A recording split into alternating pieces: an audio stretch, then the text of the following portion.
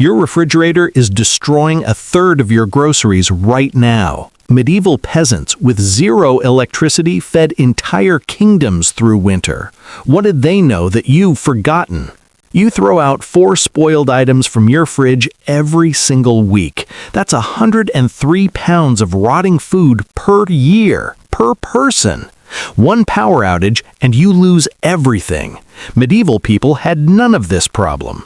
There are 4 preservation methods they'd mastered that kept food fresh for months, even years at room temperature. No electricity, no plastic, no chemicals, just knowledge we've completely forgotten. Here's what's actually happening in your kitchen right now. 30 to 40% of America's entire food supply ends up in the trash. Your refrigerator runs 24 hours a day, 7 days a week, burning electricity every second, and you still waste 1/3 of everything you buy. You trust that cold box completely. You believe it's keeping your food safe, but the data exposes a different reality. You're discarding spoiled meat, moldy vegetables, and expired dairy 4 times every week. Your fridge isn't protecting your food. It's giving you false confidence while everything slowly rots behind closed doors. Medieval communities had zero refrigeration, zero electricity, zero modern technology, yet they fed entire kingdoms through brutal 6-month winters. They enabled Viking raiders to survive months at sea with no land in sight. They stockpiled food that lasted entire years without a single degree of artificial cooling. How? Drop a comment right now. How much food did you throw out this week? The answer reveals something disturbing about our modern food system. We've traded actual food security for convenient dependency. We've replaced knowledge with electricity, and we've made ourselves completely vulnerable. One storm takes down your power grid, and every piece of protein in your house becomes toxic within hours. Medieval people never faced this vulnerability. They understood preservation at a fundamental level. They knew exactly how to stop bacterial growth, eliminate moisture, and create chemical barriers that protected food for months. These weren't primitive survival tricks, these were sophisticated techniques that required knowledge, patience, and skill passed down through generations. Your refrigerated meat lasts 3 to 5 days before it spoils. Their preserved meat lasted 6 months at room temperature. You depend on constant electricity. They depended on timeless methods that never failed. You've been sold the story that refrigeration represents progress, but medieval evidence tells a different truth. We traded reliable, sustainable preservation methods for complete dependency on a system that fails the moment the power goes out. They built food security that survived wars, plagues, and centuries of harsh winters. You've built a system that collapses after one bad storm. Medieval people mastered 4 specific preservation methods. The first was so valuable, entire economies were built around it. People literally went to war over it. It was called white gold, and it conquered decay itself. You think salt is just a seasoning sitting in your cabinet? Medieval people knew it as the difference between survival and starvation. Salt was literally worth its weight in gold in medieval Europe. Wars were fought over salt mines. Trade routes were established to move it across continents. Entire cities rose and fell based on their access to salt deposits. Why? Because salt did something your refrigerator can't do. It preserved meat for 6 months or longer at room temperature, with zero energy input. Here's how the method actually worked. Salt draws moisture out of food through osmosis. Bacteria need moisture to grow and multiply. Remove the moisture, and bacterial growth stops completely. The food stays preserved. Medieval communities used 2 distinct techniques, and both were brutally effective. The first was dry salting. You coated meat completely in coarse salt crystals, then packed it into wooden barrels layered with more salt. The salt pulled every drop of water from the tissue. Within days, the meat was completely dehydrated and protected. The second method was wet brining, the pork barrel system that shaped medieval food culture. You submerged meat in concentrated salt water inside sealed barrels. The high salt concentration prevented any bacterial survival. The meat stayed edible for months. Different salt grain sizes created different penetration depths. Coarse salt for thick cuts of pork and beef, fine salt for fish and thinner meats. Medieval preservers understood these distinctions at an expert level. Then something happened around the 1500s that changed everything. Cooks noticed that certain salt sources worked better than others. Meat preserved with specific salts kept better color and lasted even longer. They didn't understand why, they just knew it worked. What they'd accidentally discovered was saltpeter. Potassium nitrate and sodium nitrate occurred naturally in some salt deposits. These compounds didn't just preserve meat, they improved it. Medieval people stumbled onto advanced food chemistry through pure observation and trial. The results speak for themselves. Viking raiders survived months at sea on salted fish and meat.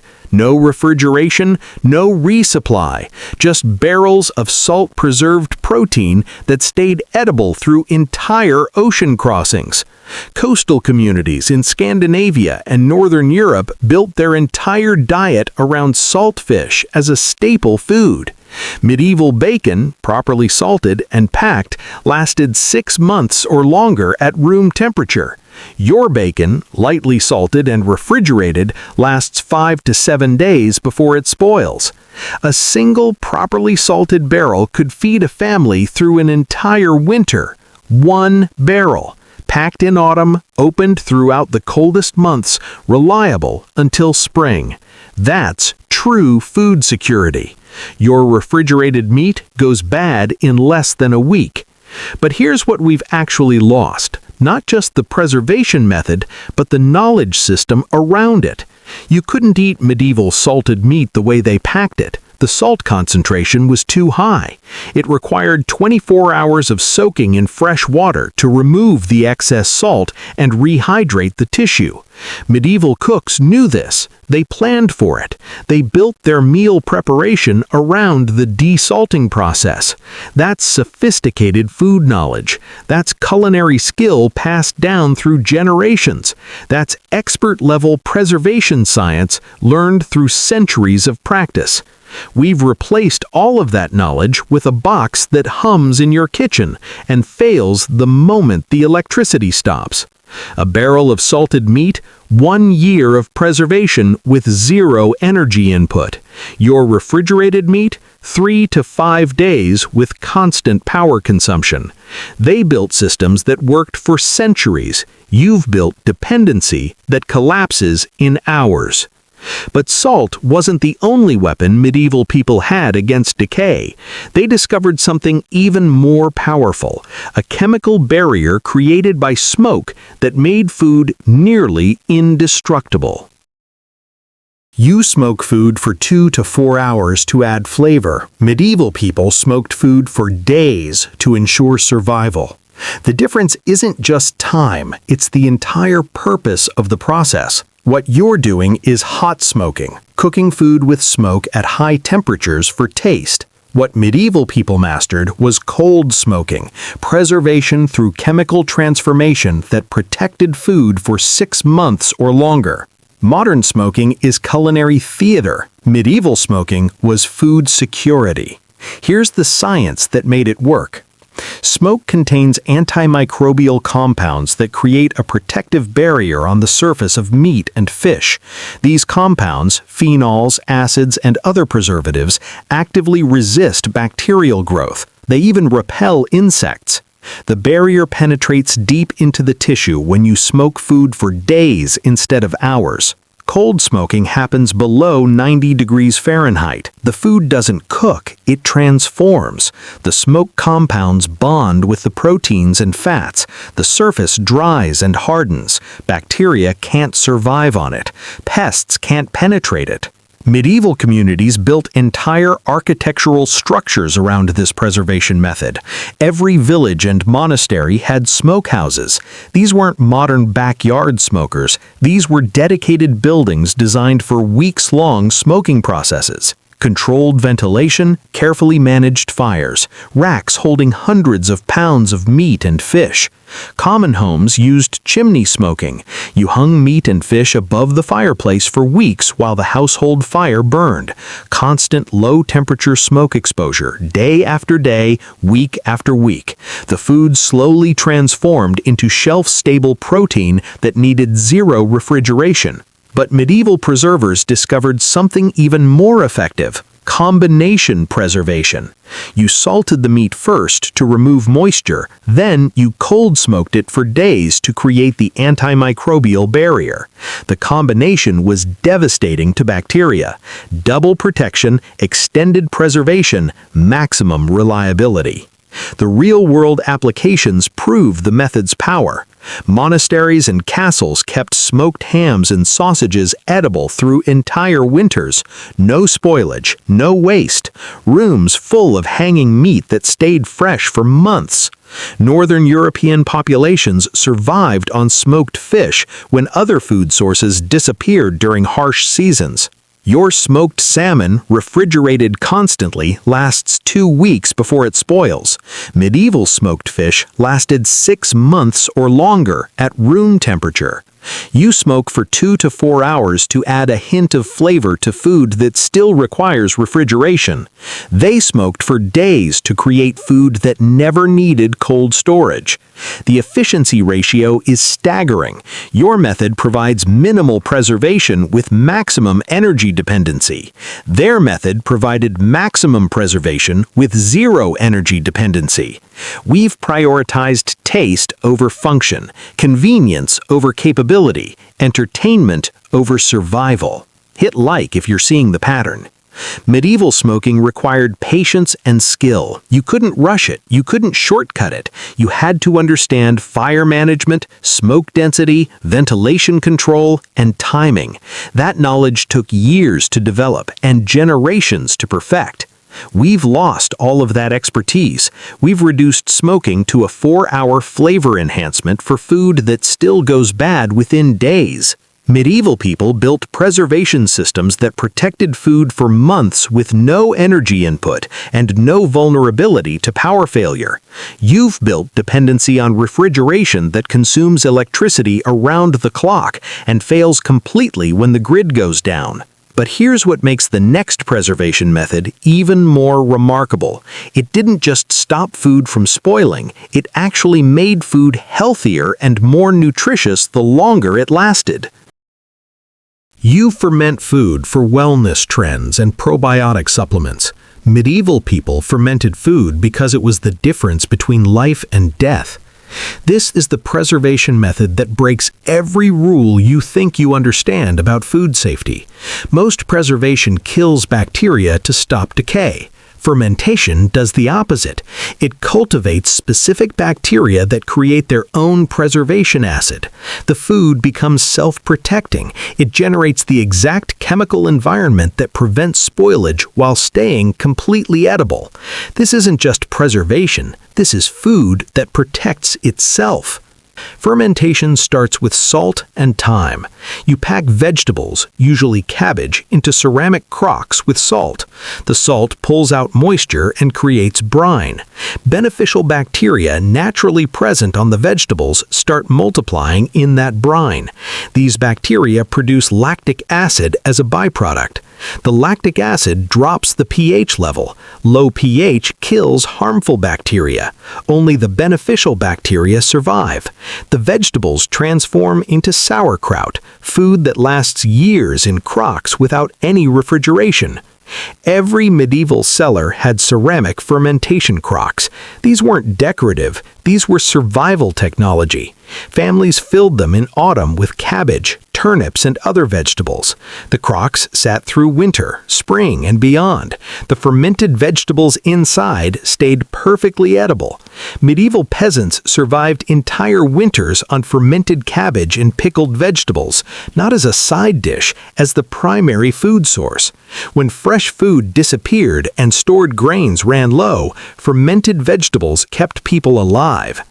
But fermentation solved an even critical problem: unsafe water sources. Medieval water sources were contaminated with bacteria that caused dysentery, cholera, and typhoid. Drinking raw water could kill you. Fermentation provided the solution. Beer and wine weren't recreational drinks, they were safe hydration. The fermentation process killed waterborne bacteria. Alcohol content prevented recontamination. Every household brewed beer. Every community made wine. Sailors on long voyages drank beer instead of water. It saved countless lives from waterborne disease. This is survival technology disguised as beverages. Cheese took fermentation even further. Monasteries aged cheese wheels in cave cellars for months or years. The aging process was controlled fermentation. Beneficial bacteria and molds transformed milk into dense, shelf-stable protein that required zero refrigeration and improved with time. Some monastery cheese cellars held wheels aging 5 years or longer. 5 years, no refrigeration, no spoilage, just careful fermentation management and centuries of accumulated knowledge. Then there's pickling, fermentation's chemical cousin. Medieval pickling used vinegar to create the same acidic environment that prevented bacterial growth. You could pickle vegetables, eggs, onions, even cooked meats. The acid barrier made everything shelf-stable. The colored meat technique demonstrates medieval sophistication. You rolled meat with spices, cooked it thoroughly, then submerged it completely in vinegar. The acid penetrated the tissue. The meat stayed edible for over a year in cellars. Drop a comment. Have you ever made your own fermented food? Now, here's where the modern contrast becomes devastating. You ferment food for taste, kombucha as a wellness trend, kimchi as a superfood, probiotic supplements to replace gut bacteria you've lost through modern diets.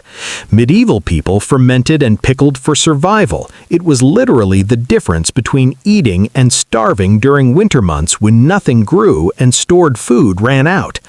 But here's what you've really lost: the nutritional transformation. Fermentation doesn't just preserve food, it improves it.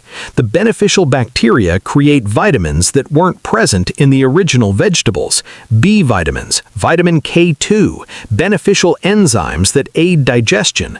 The longer the fermentation, the more nutritious the food becomes.